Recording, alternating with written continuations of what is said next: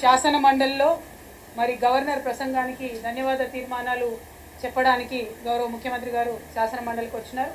మరి వారు వచ్చినటువంటి సందర్భంలో మేము డిమాండ్ చేసినాం, మీరు కేసీఆర్ గారి పట్ల ప్రయోగించినటువంటి భాషను యావన్ తెలంగాణ సమాజం కూడా ఇవాళ వ్యతిరేకిస్తున్నది కాబట్టి మీరు క్షమాపణ చెప్పండి, ఆ తర్వాతనే మీరు మాట్లాడండి అని మేము డిమాండ్ చేయడం జరిగింది.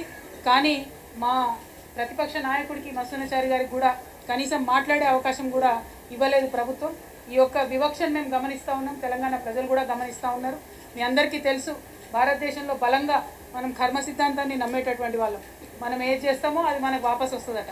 ఈరోజు అసెంబ్లీలో ముఖ్యమంత్రి గారు బాగా బాధపడుతున్నారు, నా కుటుంబాన్ని నా పిల్లల్ని అందరినీ కూడా తిట్టినారు.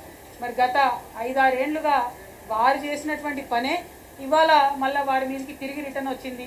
అది ఎవరు చేయిస్తున్నది కాదు, ఎవరు చేయగోరింది కాదు. ఏదైతే సంస్కృతి మీరు మొదలు పెడతారో తిరిగి అదే మన దగ్గరకు వస్తుందనే విషయం ఇవాళ ముఖ్యమంత్రి గారి విషయంలో రుజువైంది. కాకపోతే మేము బీఆర్ఎస్ పార్టీగా చాలా హుందాగా రాజకీయంగా ప్రజల సమస్యలను మాట్లాడదలుచుకున్నాం కాబట్టి గౌరవ ముఖ్యమంత్రి గారు అనుచితమైనటువంటి వ్యాఖ్యలను వెనక్కి తీసుకోండి, తర్వాత చర్చ చేద్దామని చెప్పాం. దానికి వారు ఒప్పుకోలేదు. ఇంకా దారుణం, ఇవాళ అసెంబ్లీ సమావేశాలను చూస్తూ ఉంటే ఒక 2 ఆడబిడ్డల్ని అరెస్ట్ చేస్తున్నారు. సరే, వాళ్ళు తప్పు చేసి ఉండొచ్చు, వాళ్ళు జర్నలిస్టిక్ విలువలు పాటించకపోవచ్చు. కానీ పదే పదే ముఖ్యమంత్రి గారు ఎవరైనా సరే నేను బట్టలు కూడా తీసి వాళ్ళను బజార్లో ఊరేగిస్తాను అనేటటువంటి మాటలు మాట్లాడిన ఈ రోజు నిజంగా కూడా ఒక బ్లాక్ డే తెలంగాణ చరిత్రలో అని చెప్పి మనము అనక తప్పదు. ఎందుకంటే అసెంబ్లీ సాక్షిగా మీరు ఒక పక్క 33% మహిళా బిల్లు వస్తుంది, మహిళలు రాజకీయాల్లోకి రావాలని చెప్తారు, ఇంకో పక్క 1 కోటి మంది మహిళలు కోటీశ్వర్లు చేస్తామని చెప్తారు, ఇంకొక పక్క అయ్యో నా బిడ్డను భార్యను నా కుటుంబ సభ్యుల్ని అందరు కూడా మాటలు అన్నారని చెప్తారు. అనుకుంటూనే మీరు ప్రయోగిస్తున్నటువంటి మాట నిజంగా చాలా మీ హుందాతనానికి సరిపోయేది కాదు. యదా రాజా తదా ప్రజ అని అంటారు. మీరు మాట్లాడిందే కింద వరకు పోతుంది, మీరు మాట్లాడిందే గ్రామాల వరకు పోతుంది, అదే యూట్యూబ్లలో రిఫ్లెక్ట్ అవుతుంది. కాబట్టి మనం మారడం దగ్గర మొదలు పెట్టుకోవాలి.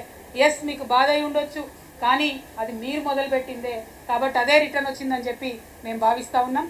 ఆనాడు మీరు కేసీఆర్ గారిని కావచ్చు, మా ఇంట్లో చంటి పిల్లల్ని కూడా కావచ్చు, ఎవరిని వదిలిపెట్టకుండా మాట్లాడినటువంటి మాటలు తెలంగాణ సమాజం మర్చిపోలేదు. కాబట్టి ఆ మాటలను, ఈ మాట పట్టింపులను 2 కుటుంబాల మధ్య వ్యవహారంగా చేయకుండా ప్రజా సమస్యల మీద మీరు దృష్టి పెట్టండి.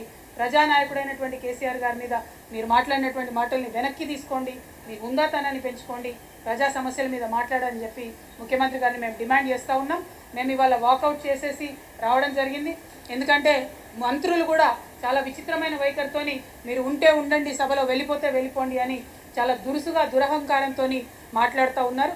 ఇటువంటి అహంకారపూరితమైనటువంటి వైఖరికి ప్రజలు తప్పక బుద్ధి చెప్తారని చెప్పి మంత్రులకు, ముఖ్యమంత్రి గారికి కూడా మేము తెలియజేస్తూ ఉన్నాము. Thank you. జై తెలంగాణ.